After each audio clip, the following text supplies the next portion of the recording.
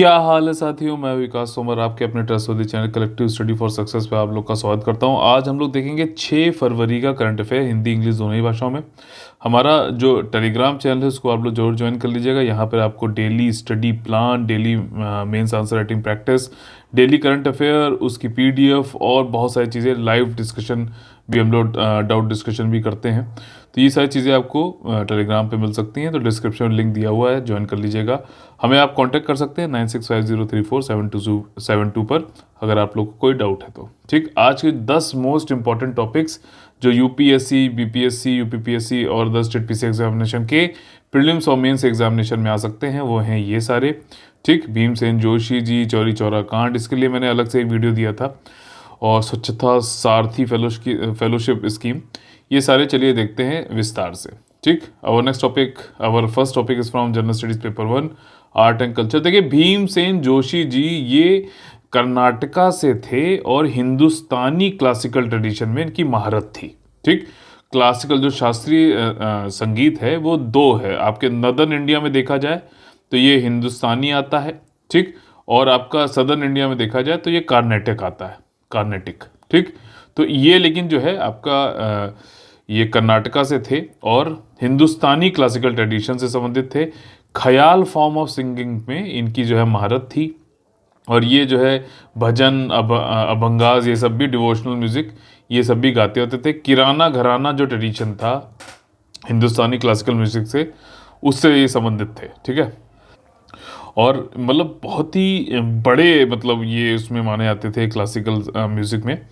इनको जो है संगीत नाटक एकेडमी फेलोशिप भी मिली थी 1998 में, और भारत रत्न, यानी कि जो है नागरिकों को भारत में जो सब सर्वोच्च पुरस्कार दिया जाता है, भारत रत्न से भी इनको नवाजा गया था 2009 में। ठीक, 2011 में इनकी जो है डेथ हो गई थी। अभी 100वां बर्थडे था, तो हमारे प्रधानमंत्री जी ने इनको जो है रिमेंबर किया है इसमें। ठीक, और next topic is also from general studies paper 1 history संबंधित। चौरी चौरा कांड हम लोगों ने अभी इसको जो है अलग से एक वीडियो में भी देखा था।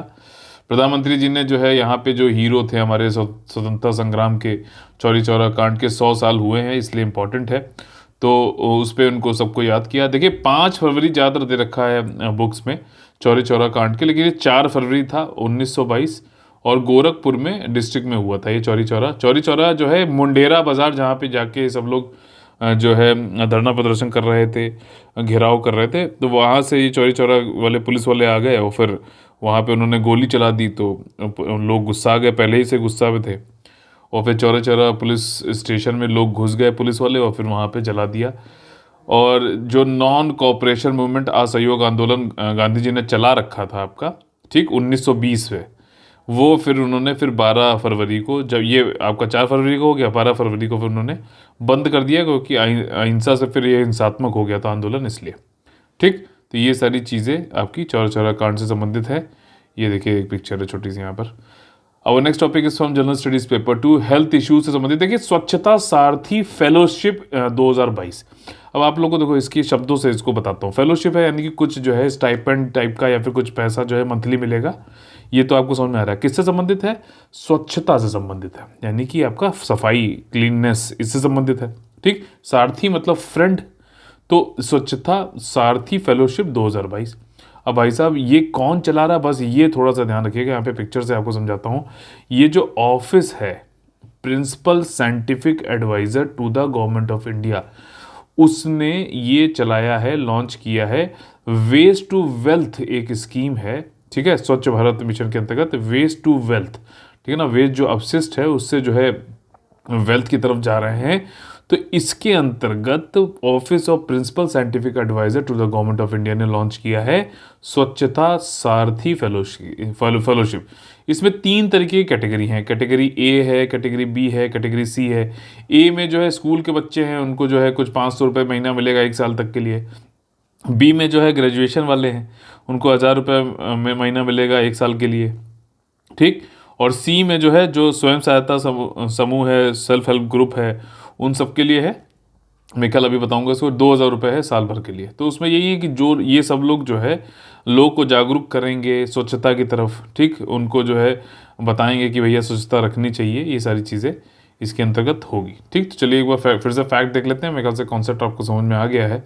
वेस्ट टू वेल्थ मिशन के अंतर्गत आपका स्वच्छता सारथी फेलोशिप 2022, और इसमें जो यंग इनोवेटर्स हैं वो जो कि कम्युनिटी वर्क में इन्वॉल्व हैं, अपशिष्ट का प्रबंधन करते हैं, वेस्ट का अवेयरनेस कैंपेन है, वाटर वेस्ट सर्वे, उन सबको जो स्वच्छता सारथी के तरीके से माना जाएगा और वो उनको फेलोशिप मिलेगी। ठीक, इसमें कैटेगरी ए में स्कूल के बच्चे हैं 9 से 12वीं क्लास के, 500 रुपया 1 साल तक के लिए हर महीने। कैटेगरी बी में कॉलेज स्टूडेंट्स हैं, UG, under graduate, post graduate, research student है, 1000 रुपये पर महीने 1 साल तक के लिए। और वेस्ट मैनेजमेंट कम्युनिटी वर्क जो कर रहे हैं, आपका जो सी है कैटेगरी, उसमें सेल्फ हेल्प ग्रुप या फिर सैनिटरी वर्कर्स जो हैं आपके, वो लोग करेंगे काम। आपका 2000 रुपये इनको मंथली मिलेगा हर 1 साल तक के लिए।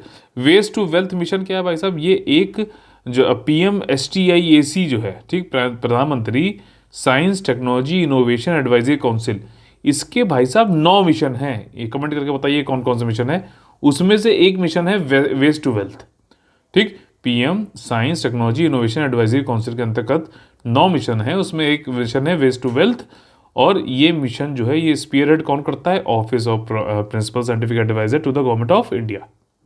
ठीक, तो ये सारी इन्फॉर्मेशन मेरे ख्याल से अब आपको समझ में आ गया होगा।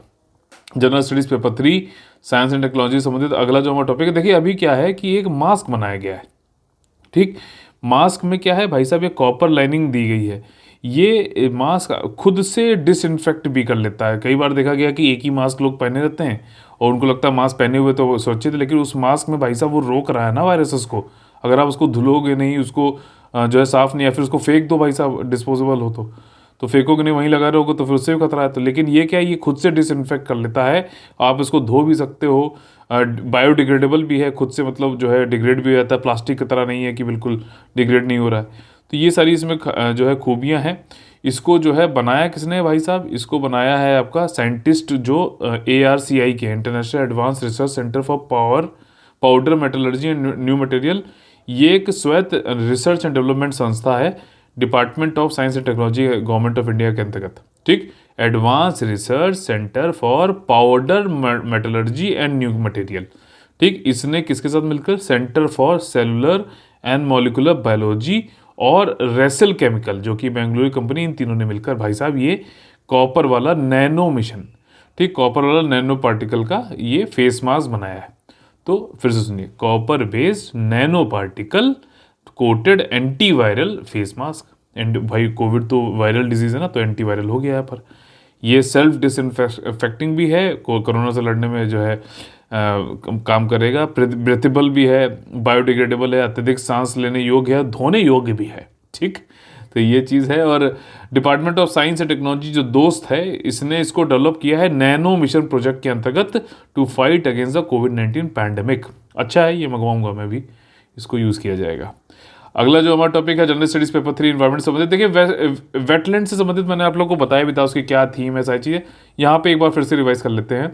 देखिए वर्ल्ड वेटलैंड डे जो है 2 फरवरी को मनाया जाता है हर साल, क्योंकि इसी दिन कन्वेंशन जो वेटलैंड पे था वो ईरान की रामसार सिटी पर जो है फोर्स में आया था। ठीक, तो वेटलैंड वाले दिन 2 फरवरी को 2 जो है नई रामसार वेटलैंड्स भारत में जोड़ दी गई। और अब भारत में कितनी टोटल हो गई साइट्स, 49। ठीक, इससे रिलेटेड मैं रामसार का पूरा वीडियो दूंगा, पूरा, मतलब आपने वो देख लिया तो चाहे कॉन्सेप्ट हो, फैक्ट्स हो, आप UPSC की तैयारी कर रहे हो, UPPSC की तैयारी कर रहे हो, BPS, सब कुछ उसमें बता दूंगा। बस मैं थोड़ा और उसमें अपडेशन कर रहा हूँ, कंटेंट बहुत सारे बना रहा हूँ मैं, एक साथ वीडियो तड़ा आने वाले हैं। उसमें से एक रामसार वाला भी पूरा आपको अच्छे से वीडियो मिल जाएगा। फिलहाल कुछ चीज़ें यहाँ पे बताया तो जो है खिजाड़िया बर्ड सेंचुरी जामनगर गुजरात में और भकीरा wild life sanctuary Uttar Pradesh में, इनको जो है 2 को जोड़ा गया है। अच्छा, कोई अगर पूछे कि भाई साहब आखिरी कौन सी है, तो भकीरा है, क्योंकि ये 49th है, ठीक है ना, बाद में आई है। और सबसे पहले कौन सी आई थी, तो चिल्का लेक थी। कई लोग को कंफ्यूजन है केवला देव से, चिल्का लेक से। यही सारी चीज़ें मैंने छोटी छोटी जो चीज़ें हैं जिसमें कंफ्यूज करके आपसे क्वेश्चन को गलत करवाने की कोशिश की जाएगी, वो सारी चीज़ें मैं निकाल रहा हूँ, उसमें बना रहा हूँ, वो मिलेगा जल्दी ही आपको। ठीक, रामसार कन्वेंशन आपका 1971 में आया था और ये ट्रीटी फ्रेमवर्क प्रोवाइड करती है कि इस तरीके से हमें संरक्षण और सही उपयोग करना चाहिए आर्द्र भूमियों का, उनके रिसोर्सेज का। ठीक, यहाँ पे देखिए एक डेफिनीशन दे रखी है कि वेटलैंड की डेफिनीशन है क्या रामसार कन्वेंशन के अनुसार।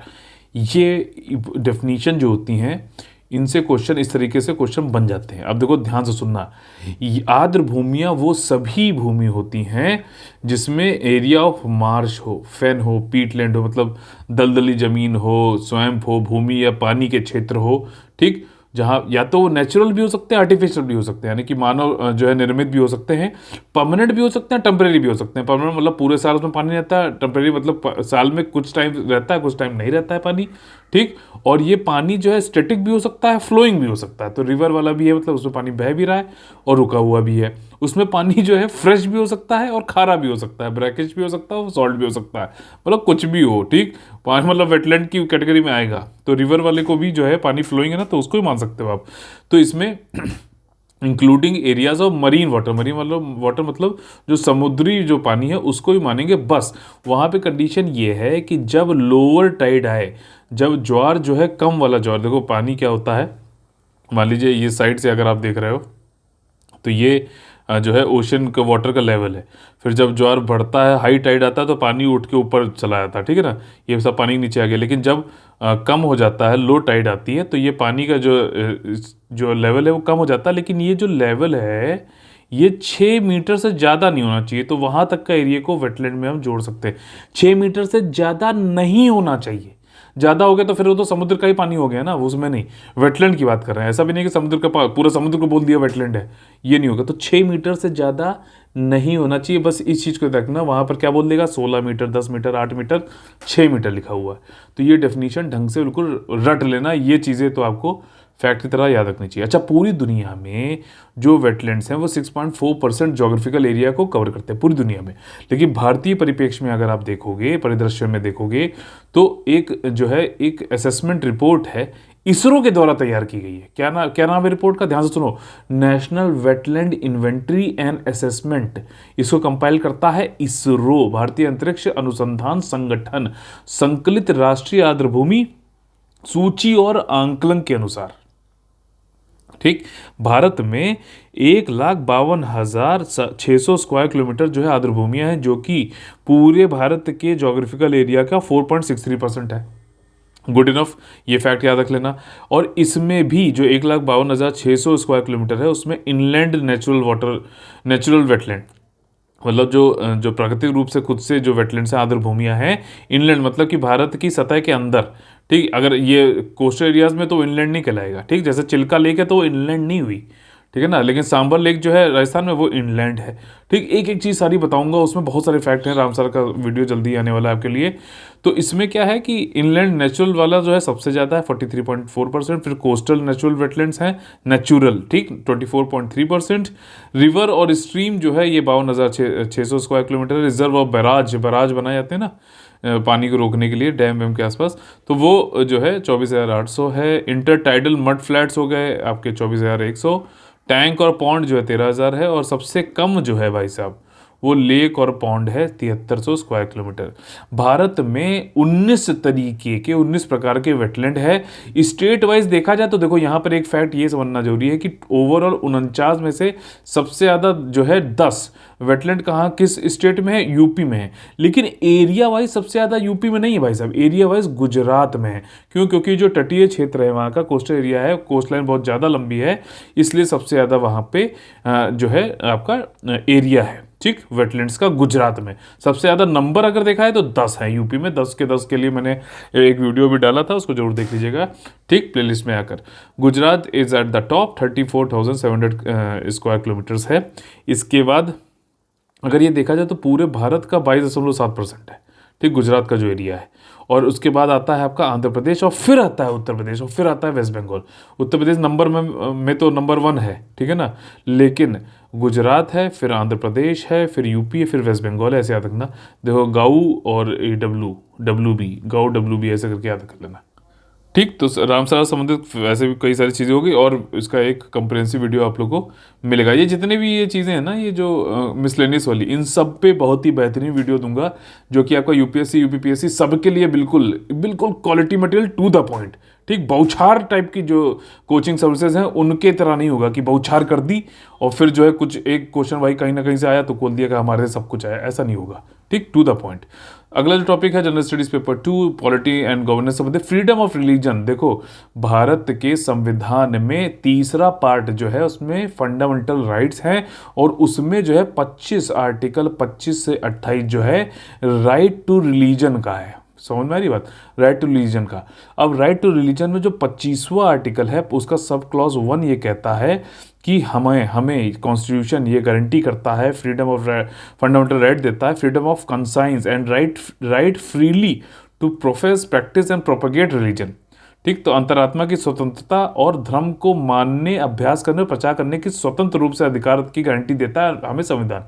लेकिन यहाँ पर अभी एक ऐसी घटना घटी कर्नाटका की उडुपी डिस्ट्रिक्ट में कि कुछ 6 छात्र ऐसी थी, छात्राएं थी, उन्होंने हिजाब पहन रखा था। देखिए, ये हिजाब ऐसे कहते हैं जो सर पे जो पहना हुआ है इन्होंने, तो उसकी वजह से उनको जो है कॉलेज में जाने नहीं दिया गया। ठीक, तो इस पे फिर भाई साहब क्या है कि बवाल उठ गया, बवाल मचा। तो फिर ये हुआ कि भाई साहब क्या कोई शैक्षिक संस्थान क्या स्ट्रिक्ट ड्रेस कोड लगा सकता है? क्या ये किसी स्टूडेंट के अधिकारों के में हस्तक्षेप तो नहीं होगा? या फिर एक और क्वेश्चन ये आता है कि जो फ्रीडम ऑफ रिलीजन है उसके ऊपर जो है लीगल क्वेश्चन उठने लगता है।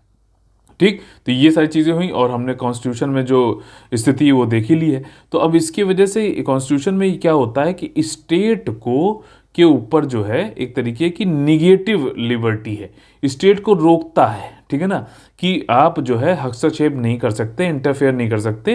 राइट टू रिलीजन में कोई अपना रिलीजन वाला अधिकार अगर वो कर रहा है, एक्सरसाइज कर रहा है, तो आप हस्तक्षेप नहीं करेंगे। निगेटिव लिबर्टी इसे बोला जाता है। लेकिन फिर भी आपको जैसे पता है कई सारे जो फंडामेंटल राइट हैं उसमें एक रीजनेबल रिस्ट्रिक्शन होता है, वैसे यहाँ पे भी रिस्ट्रिक्शन है ऑन द ग्राउंड ऑफ कि भैया पब्लिक ऑर्डर बिगड़ जाए, डिसेंसी, मोरलिटी, कोई बदतमीजी अभद्रता कर रहा है जो है, ठीक, अनैतिकता कर रहा है, स्वास्थ्य और स्टेट इंटरेस्ट पे भैया वो रोक सकता है। ठीक, लेकिन यहाँ पर भाई साहब सुप्रीम कोर्ट के भी कुछ केसेस हैं जैसे कि एक केस है शिरूर मठ वाला केस, तो अभी उसमें पहले बाद में आएंगे। पहले बताना चाहता हूँ कि अयोध्या वाला केस जैसे था, तो इन सब केसेस में जब भी राइट टू रिलीजन वाली बात उठती है तो सुप्रीम कोर्ट ने देखा कि भाई साहब कई बार कॉन्स्टिट्यूशनलिटी भाई कॉन्स्टिट्यूशनल के अंतर्गत आता है कि नहीं आता है, इसमें काफ़ी दिक्कत आती थी।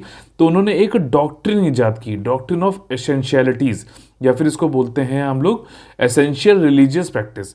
सुप्रीम कोर्ट ने कहा कि देखिए किसी भी धर्म में, ठीक, कुछ ऐसे रिचुअल होते हैं और जो है प्रैक्टिसेस होते हैं, कुछ ऐसे जो है अनुष्ठान होते हैं, प्रथाएं होती हैं जिनके बिना जो है वो रिलीजन नहीं हो सकता। समझ में आ रही बात? तो वो मतलब कि बेसिक उनकी बहुत ही एसेंशियल अनिवार्य जो है रिचुअल और जो है आपका ये प्रैक्टिस है। ठीक, तो उन्हीं को जो है कॉन्स्टिट्यूशनल के अंतर्गत मानेंगे, बाकियों को नहीं मानेंगे। जैसे अयोध्या वाले केस में जब रामलला वाली बात हो रही थी तो उन्होंने कहा देखिए ऐसा है कि मस्जिद में ही नमाज पढ़ें ये इस्लाम धर्म में जरूरी नहीं है रिचुअल। ठीक है ना, तो इसलिए फिर उन्होंने कहा था कि जो है आप वहाँ से ना छोड़ के हम आपको अलग ज़मीन दे रहे हैं। वैसे ही यहाँ पर और भी किसी धर्म में शिरूर मठ वाले केस में उन्होंने बोला था डॉक्ट्रिन ऑफ एसेंशियलिटी को उन्होंने जो एक लॉ बना दिया था कि भाई साहब कौन से ऐसे रिचुअल और प्रैक्टिस ऐसे हैं जिनके बिना रिलीजन वाला नहीं चल सकता, हम सिर्फ उन्हीं को कॉन्स्टिट्यूशनल मानेंगे, बाकियों को नहीं मानेंगे। कि ये कह दो कि भैया ये भी हमारा कि मतलब हिजाब पहनना भी मतलब इसके बिना क्या नहीं कोई इस्लाम में वो रहता है क्या? तो मतलब मैं ये बता रहा हूँ सुप्रीम कोर्ट का क्या व्यू है। ठीक, बाकी आगे केस चलेगा देखा जाएगा, ये सारी चीज़ें हैं।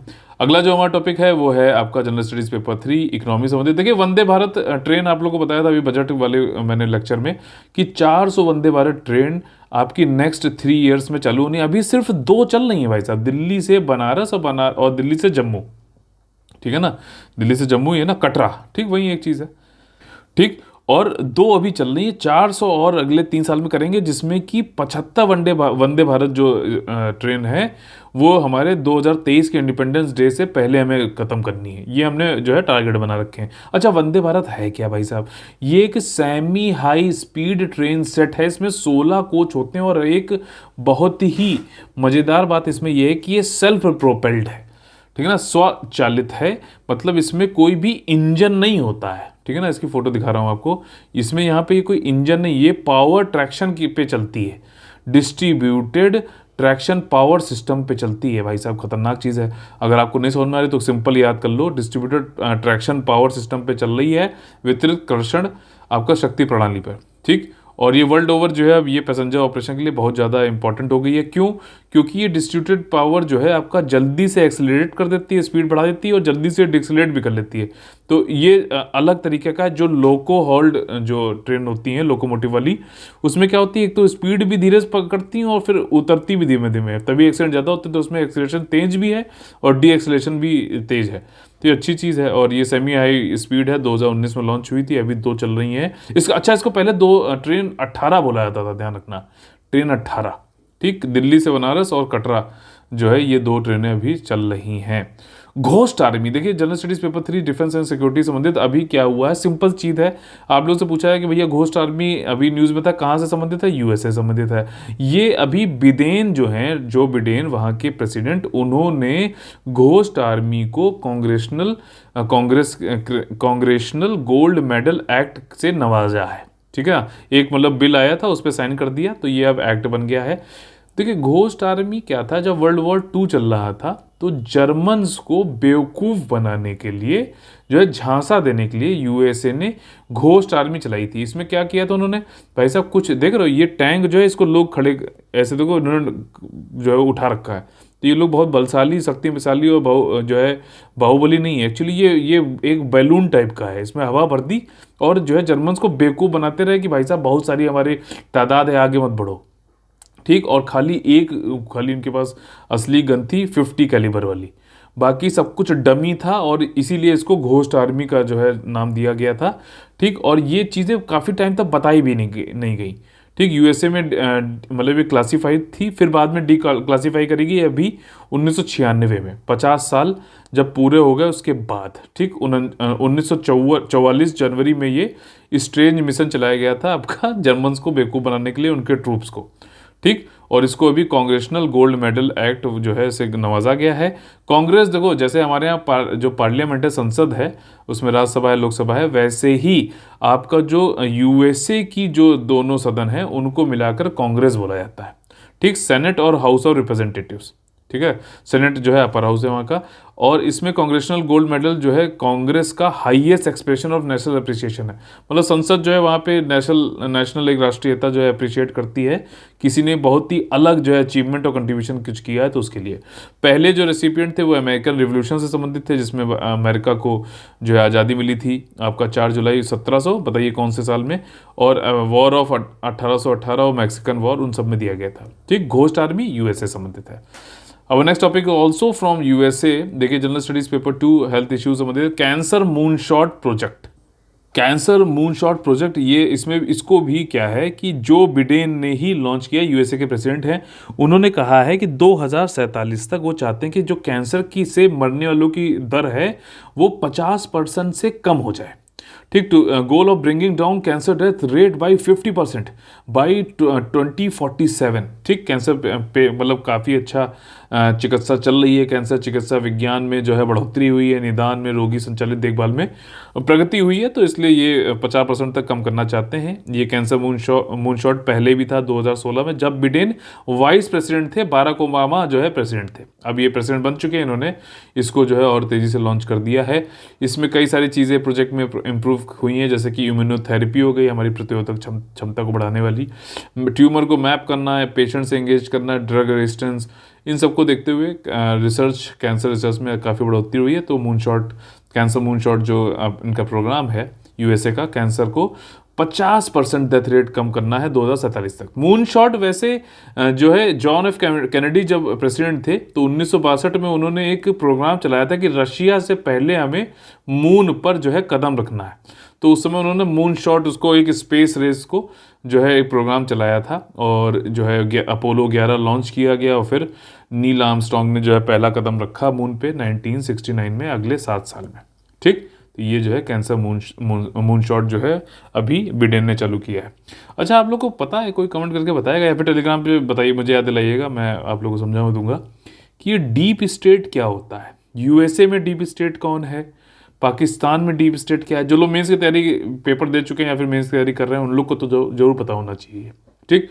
और next topic is from general studies paper 1 art and culture, diplomatic boycott. देखिए अभी विंटर ओलंपिक्स चल रहा है बीजिंग चाइना में, ठीक। इसमें यूएसए ने ठीक। और यूएसए को देखा देखी, United kingdom, Australia, New Zealand, Canada, Japan, New Zealand और इंडिया ने भी डिप्लोमेटिक बायकॉट यानी कि राजनयिक बहिष्कार किया है। अब देखो इसमें एक चीज़ ये बताना चाहता हूँ कि राजनयिक राजनयिक बहिष्कार करने से जो खिलाड़ी जा रहे हैं उन या फिर खेल पर कोई भी इफेक्ट नहीं पड़ता है। ये एक तरीके का संकेतात्मक जो है बहिष्कार होता है। खाली इसमें यह है कि बड़ा ओलंपिक है यार, बड़ा एक स्पोर्ट्स का इवेंट है, तो उसमें जो गवर्नमेंट की तरफ से जो डेलीगेशन जाता है, जिनको वीआईपी बोला जाता है, वो लोग नहीं जाएंगे, बाकी खिलाड़ी जाएंगे, खेल होगा, सब कुछ होगा। तो अभी तक तो किसी भी खिलाड़ी ने मना नहीं किया है, बस ये इस जो है गवर्नमेंट डेलीगेशन नहीं जाएगा। भारत की तरफ से आरिफ खान एक स्कीइंग करने वाले बंदे हैं जम्मू कश्मीर से, वो गए, इकलौते हैं, इसलिए इनका नाम जरूर याद रखिएगा। अच्छा, बीजिंग का वो जो एक जहां पर इसका इनॉग्रेशन हुआ, उसको बर्ड के घोंसले की तरह बनाया गया था, बर्ड नेस्ट बीजिंग का। मे भी पूछ सकता है स्टेट पीसी एग्जामिनेशन में, इसलिए मैंने आप लोगों को बता दिया है। अच्छा, इन लोग ने राजनयिक जो बहिष्कार किया है वो किया क्यों है? क्योंकि आप लोग पता है कि चाइना का जो उत्तर पश्चिमी एरिया है वहाँ पे उइघर जो है जिंगजियांग प्रोविंस है, जिंगजियांग प्रोविंस।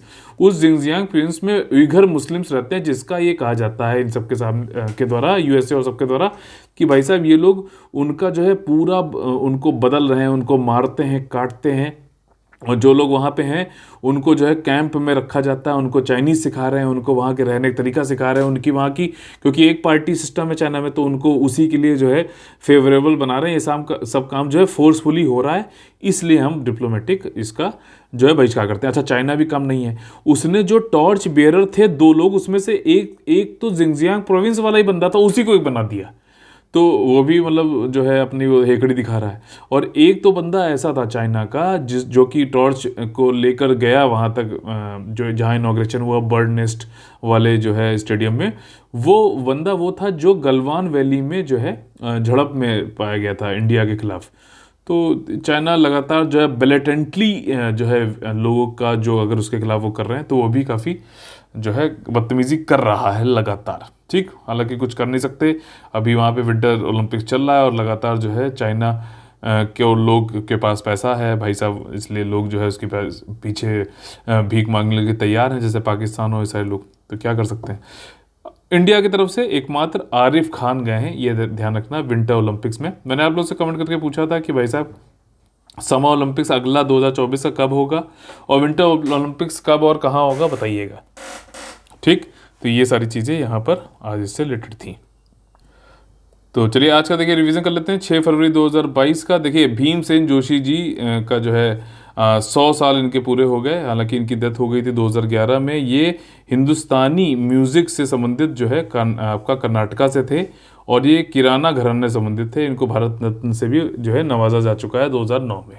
चौरी चौरा कांड 4 फरवरी 1922 को हुआ, असहयोग आंदोलन, इसकी वजह से गांधी जी ने स्थगित कर दिया। और 12 जो है फरवरी 1922 में। ठीक, 100 साल हुए हैं, इंपॉर्टेंट है। स्वच्छता सारथी फेलोशिप स्कीम क्या है?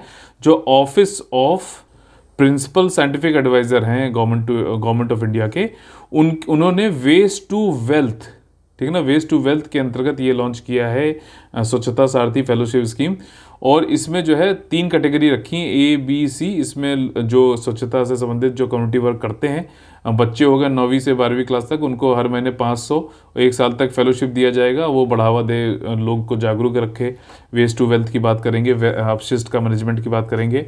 फिर दूसरे हैं कॉलेज के स्टूडेंट, 1000 रुपये पर महीने आपका 1 साल तक के लिए। और फिर तीसरे हैं सेल्फ हेल्प ग्रुप, स्वयं सहायता समूह वाले, या फिर जो स्वच्छता के वर्कर्स हैं वो सारे उनको 2000 महीना 1 साल तक के लिए। Copper based nano particle coated anti viral face mask बनाया गया है भाई साहब, बहुत बढ़िया है। नैनो मिशन जो department of science and technology का है उसके अंतर्गत बनाया गया है। खुद से ये अपने आप को डिसइंफेक्ट भी कर लेता है और ये बायोडिग्रेडेबल है, आराम से इसमें सांस ले सकते हैं और जो है आपका धो सकते हैं आराम से, कोई दिक्कत नहीं है। वेटलैंड्स में भारत में अभी जो है खिजाड़िया और बखीरा, खिजाड़िया जो है आपका ये गुजरात में, बखीरा यूपी में है। ये 48वां और 49वां जो है अभी Ramsar site wetlands of international importance में जोड़ दिया गया है भारत की लिस्ट में। ठीक। वेटलैंड डे कब होता है? 2 फरवरी को। फ्रीडम ऑफ रिलीजन, ठीक, आर्टिकल नंबर 25 सब क्लॉज 1 में दे रखा है।